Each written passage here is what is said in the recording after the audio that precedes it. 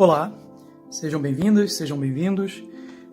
Nesse vídeo eu vou falar sobre cores e vou dar algumas dicas de paleta de cores, como conseguir certas combinações de cores, e vou falar especificamente sobre esse trabalho, como eu construí a paleta de cor desse trabalho, que é uma paleta de cor que é chamada de complementar dividida, onde a gente pega uma cor e, ao invés de pegar a cor oposta no círculo de cores, a gente pega as duas vizinhas, formando uma tríade, né? E a essa paleta de cor eu acrescentei o branco, que no caso da aquarela é a mesma coisa que colocar mais água na mistura, e o preto. Só que nesse caso aqui eu usei o cinza, um cinza específico que se chama Payne's Gray. Mas antes de falar disso, a gente vai precisar falar de algumas coisas básicas sobre quando a gente fala de cor, né? Começando pelo círculo de cores. A gente parte do princípio que as cores, esse círculo de cores é formado pelas cores primárias, que são o amarelo, o azul e o vermelho, né? Mais especificamente o magenta, no caso do vermelho. E a partir dessas cores a gente consegue as cores secundárias, que são o laranja, o verde e o violeta. E misturando uma primária numa secundária, a gente consegue as cores terciárias, como por exemplo o laranja amarelado, ou o violeta avermelhado, ou o verde azulado, o verde amarelado e assim por diante. Assim como a gente também pode obter cores neutras que surgem a partir das misturas das complementares. Mas como é que é isso? O que é uma cor primária? O que é uma cor secundária? O que é uma cor terciária? O que é uma cor complementar? As cores primárias elas vão dar origem a todas as outras, né? A gente chama elas de cores primárias porque baseado na fisiologia da gente, né? O olho humano ele é tricromático. Ou seja, ele tem 3 tipos de células fotossensíveis para essa percepção das cores, né? E essas células são aptas a captar 3 cores, né? Tanto na cor pigmento, que é essa aqui, como na cor luz, que tem outras cores primárias, diferentes da cor pigmento. Então, basicamente, surge a partir daí. E todas essas outras cores são misturas das cores primárias. A gente chama de cor complementar, que são essas cores opostas no círculo de cores. Por exemplo, o amarelo, que é complementar do violeta, porque sempre que a gente olha, por exemplo, uma área amarela durante muito tempo e depois olha para uma superfície branca, a gente tende a ver o mesmo formato na cor violeta. Por quê? Porque o olho humano ele tende a compensar a ausência das cores, né, que não estão no amarelo. Ou seja, quando a gente fala de cor complementar, na verdade, o olho humano ele tende a complementar a ausência do amarelo com todas as cores que não pertencem ao amarelo, no caso o azul e o vermelho, que juntos formam um violeta. E aí, para começar a falar sobre paleta de cores, a gente vai precisar antes falar sobre algumas questões, como por exemplo, o que é valor, o que é, antes disso, né, o que é matiz, o que é valor, o que é saturação, o que é contraste. E aí eu vou falar de contraste simultâneo. Para falar disso eu vou demonstrar algumas coisas aqui. Por exemplo, quando a gente está falando de matiz, a gente está falando de uma cor específica, a gente está se referindo a uma cor específica, um comprimento de onda específico que identifica determinada cor. Por exemplo, o vermelho. Em outras palavras, é como se eu estivesse perguntando a cor de uma determinada coisa. Se ela é vermelha, se ela é azul, se ela é verde, se ela é laranja. Na prática, quando a gente fala de matiz, a gente está falando disso. Que cor é isso, né? Então aqui a gente tem um vermelho saturado, na sua intensidade máxima, na sua força total, né? Em toda a sua luminosidade, por assim dizer. Quando a gente fala de valor, o que eu quero dizer com isso? Por exemplo, se eu pegar esse mesmo vermelho e for acrescentando água,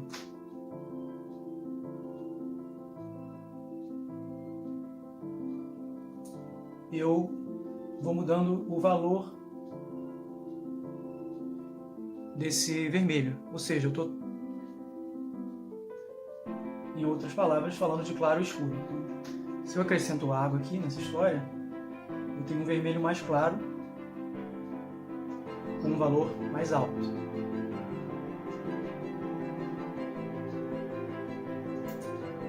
No caso da aquarela, para tornar esse vermelho mais claro, basta acrescentar água. E aí a transparência da aquarela permite que a cor do papel apareça, deixando o vermelho mais claro, né? Diferente de outras tintas opacas, como guache, óleo, por exemplo, que a gente tem que acrescentar o branco. Então, na verdade, o que eu fiz aqui é simplesmente mudar o valor desse vermelho. Aqui a gente vai falar que isso aqui tem um valor alto. Eu posso fazer a mesma coisa no sentido inverso, ou seja, alterar o valor acrescentando preto. Aqui eu não vou acrescentar preto, eu gosto muito de trabalhar as minhas aquarelas sem usar preto. Ao invés disso, eu faço uma mistura de algum azul escuro com algum marrom escuro. Por exemplo, terra de siena queimada com azul ultramar, ou índigo com sépia, por exemplo. Né? Eu consigo, com isso, obter cinzas que têm temperatura de cor, um cinza quente, um cinza frio, dependendo da quantidade de azul ou de marrom que eu coloco. Então aqui eu estou acrescentando essa mistura que eu fiz gradativamente no vermelho. Né? Então, eu estou mudando o valor desse vermelho, tornando ele mais escuro, deixando ele com um valor mais baixo.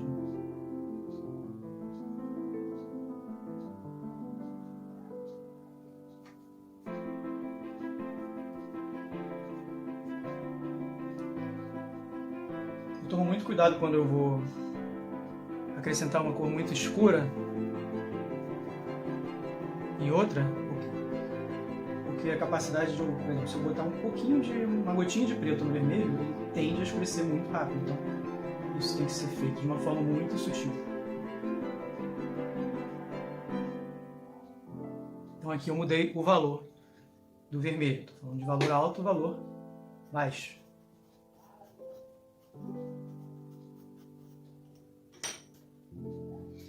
O que a gente pode fazer com isso?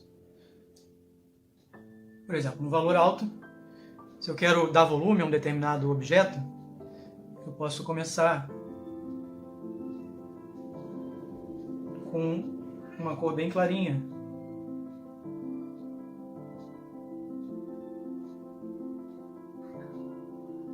E aí eu vou ter um valor alto.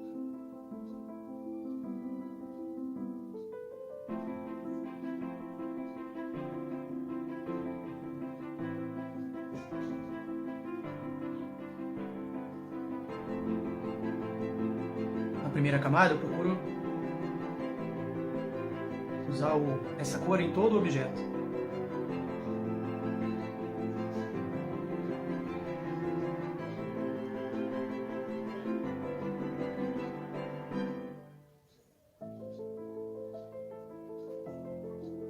Tá?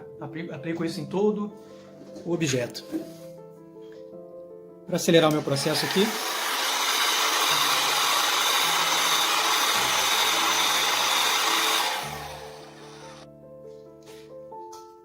em uma segunda camada, uma segunda velatura ou veladura, como a gente chama, que nada mais é do que uma camada semi-transparente que sobrepõe a de baixo, que já está seca, eu vou aplicar um vermelho mais intenso aqui. Ou seja, mais perto disso aqui.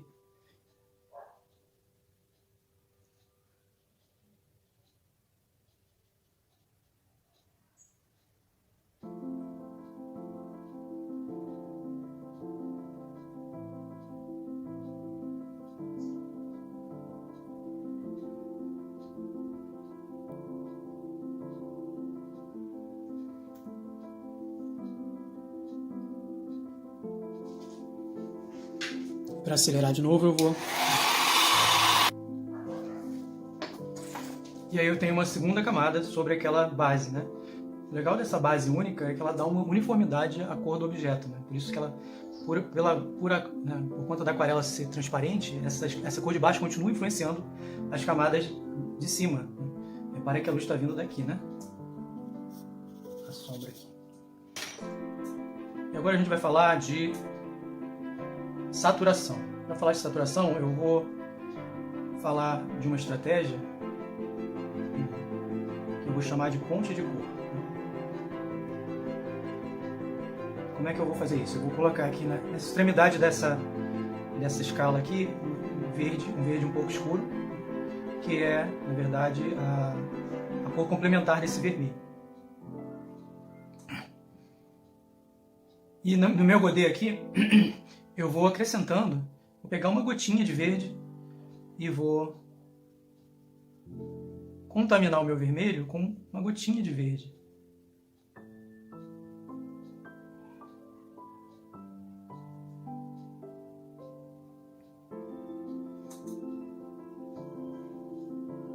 E aí ele vai deixar de ser aquele verde, aquele vermelho original, para se tornar um vermelho levemente desbotado, como esse aqui.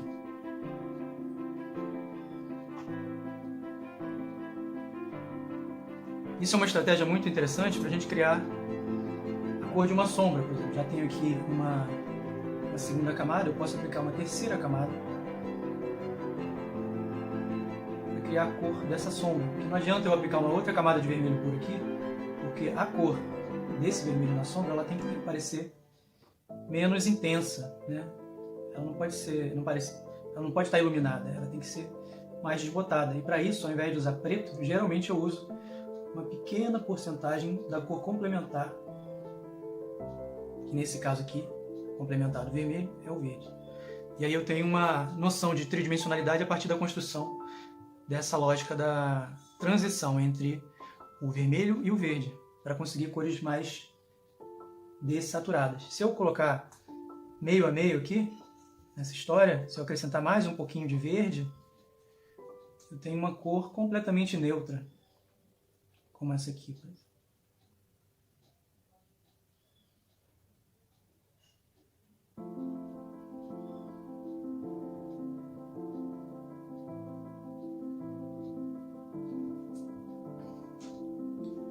Então, no meio do caminho, entre o vermelho e o verde, eu tenho um neutro, né?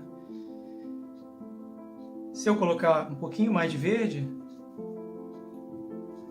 ou seja, essa relação tiver mais verde do que vermelho, eu vou obter um verde também desbotado, também dessaturado, que não é igual ao verde original.